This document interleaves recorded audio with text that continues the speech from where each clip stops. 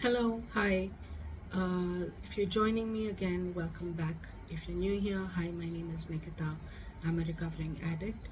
I also suffer from ADHD, BPD, and CPTSD.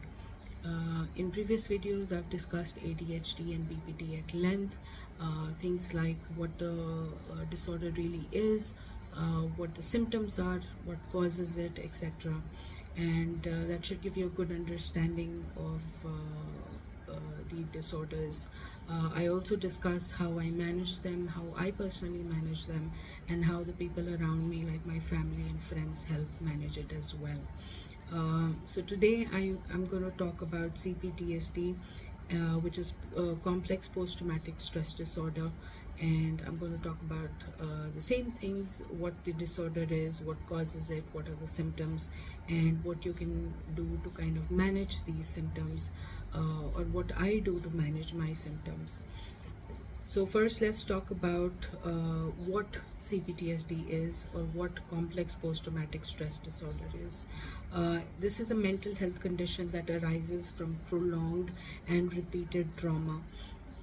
So the trauma that the person is experiencing is repetitive in nature. It's happening over and over again, and it's typically interpersonal in nature, which means it's from someone who they trust and know.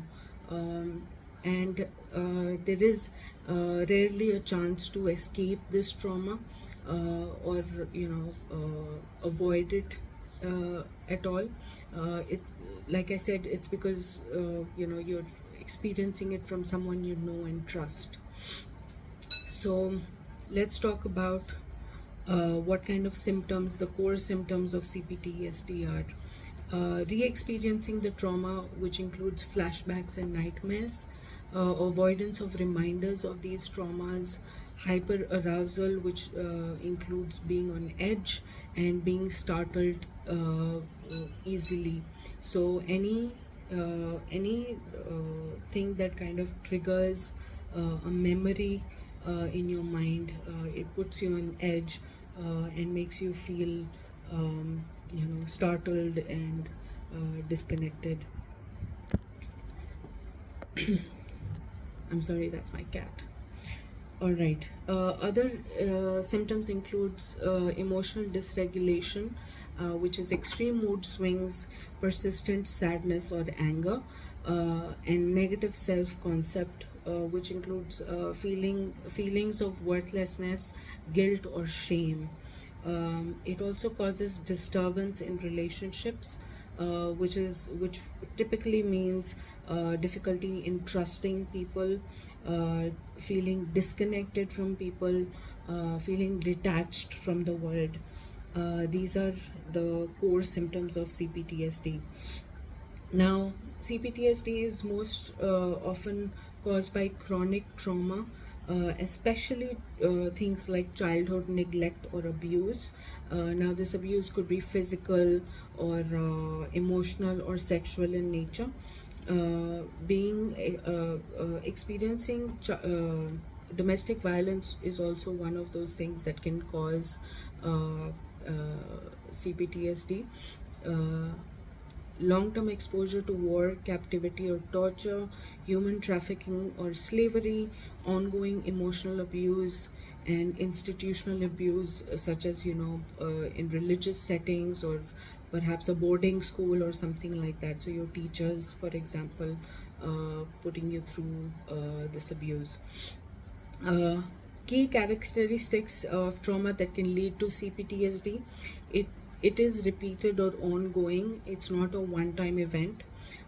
Escape feels impossible, and the perpetrator is often someone close or trusted, like I mentioned. So there is a difference between CPTSD and PTSD overall. So PTSD is usually caused by a single event, such as an accident or disaster, or abuse even, but a single event. But CPTSD is repeated and prolonged trauma, often relational.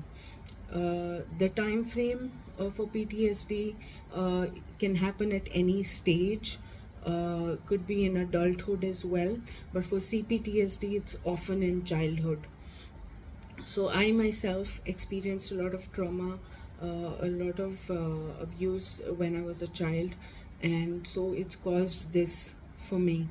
Additional symptoms for CPTSD is emotional dysregulation, identity issues, and relational problems, like I mentioned. So these are the things that kind of cause it, and I want to talk about the things that I have experienced in my childhood that caused it for me. Of course, there was, emotional abuse, wherein I did experience, difficulties in my parents' marriage, and oftentimes I would be the one who would be negotiating on behalf of the parent, and trying to calm down the situation. And this was when I was perhaps 7 or 8 years old, at the most. And then witnessing domestic violence was another cause for it.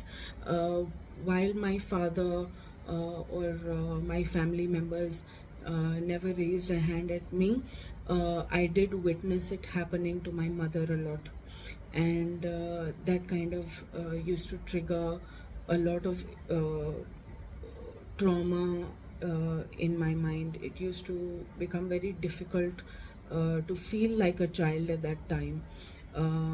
I would always be worried about, something happening to my mom if I were away. Even going to school became very difficult. Um, Sexual abuse. When I was in first grade, we used to live in Thika, and Thika is a small town in Kenya, and it was just me, my mom and dad, and one of my uncles, and then this person came to stay with us, who was my grandfather's brother. He had come from India to live with us. My grandfather kind of wanted to give him a home and a space and just take care of him, and my father wanted to do that for him as well. Now this person used to find opportunities. He saw the difficulties my mom and dad were facing in their marriage, and he kind of used to take advantage of that by taking me away. And while we were away, he would um,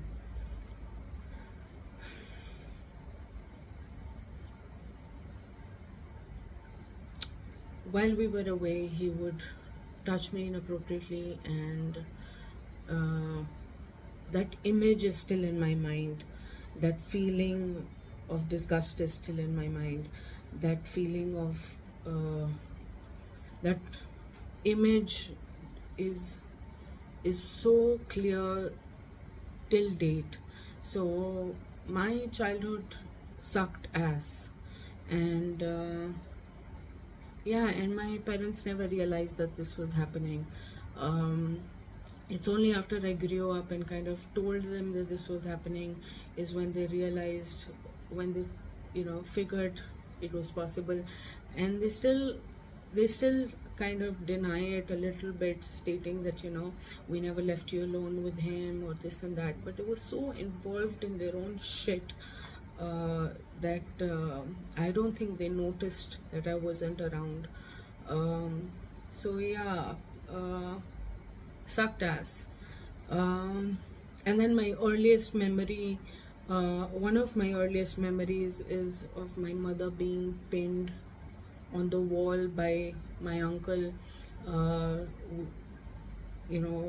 him holding her neck and pinning her to the wall and pushing her further up. Um, so yeah, not great memories at all. Um, yeah, so these are the things that can cause CPTSD, and um, how it affected me is that I had continuous anxiety and constant fear. Um, I've been depressed for the longest time in my life, and there's even this kind of numbness that comes with it, a feeling of detachment from anyone and everyone whom I know, and it's very difficult to get over it. For depression, I was on medication for a really long time, and I have started to feel better.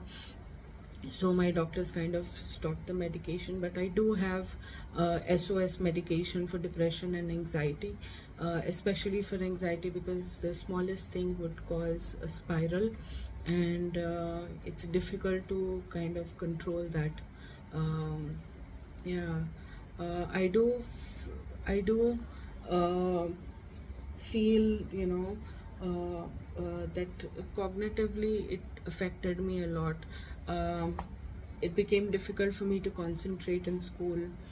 um, I had negative beliefs about myself. A lot of times I felt like, no one loved me and I was unlovable. And yeah, um, sleep disturbances.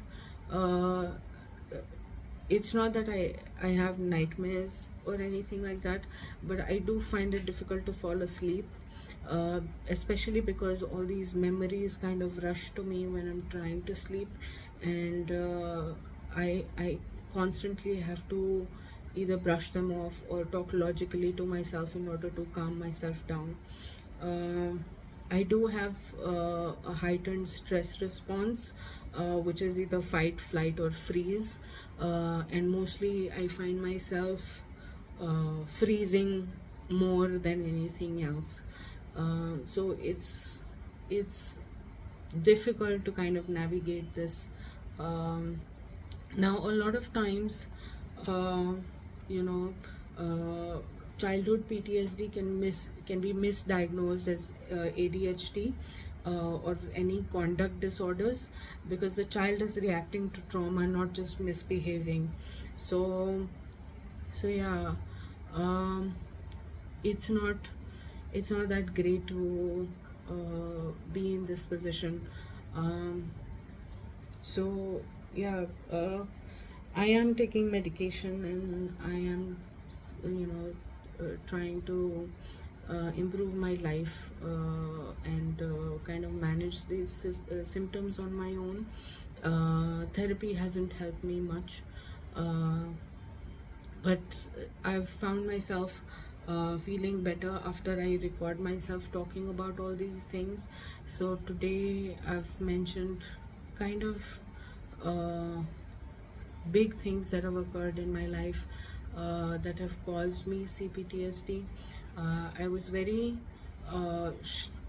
afraid to kind of put this out there, because uh, my family is also watching these videos, and they may not like that I'm doing this, or they might feel that I'm, like I said in previous videos, airing my dirty laundry. uh, but it's important to talk about this, I still feel, and I'm going to keep talking about it. So I might get a lot of backlash from my family about it, uh, but I want to talk about it still. And I have always been rebellious, so this is perhaps my rebellion again. So with that in mind, I've written a poem that I want to read out to you. Hopefully you enjoy it. Today is day 18 of trying to love something. I am tired, but I will fight this tiredness, not with noise, but with the words I haven't said yet. I need to talk, and not small talk, not passing smiles, but the heavy kind, the trembling truth kind, the please don't walk away kind. I need to let go of the pain that nested in my chest, the hurt I wrapped in silence, the memories I stitched into my skin like armor, that only ever made me bleed. Today, maybe love looks like opening my mouth and finally letting it out, all of it. Even if my voice cracks, even if no one answers, and even if it scares me. Because healing begins the moment I stop hiding what's breaking me. Alright, that's it for today. I am feeling quite tired. Like I mentioned in my previous video, it was a long week, and I feel like I'm getting a lot out of my chest with these daily videos, and so it's kind of tiring talking about all this. Mentally, it feels very exhaustive. So that's what's caused my physical tiredness as well.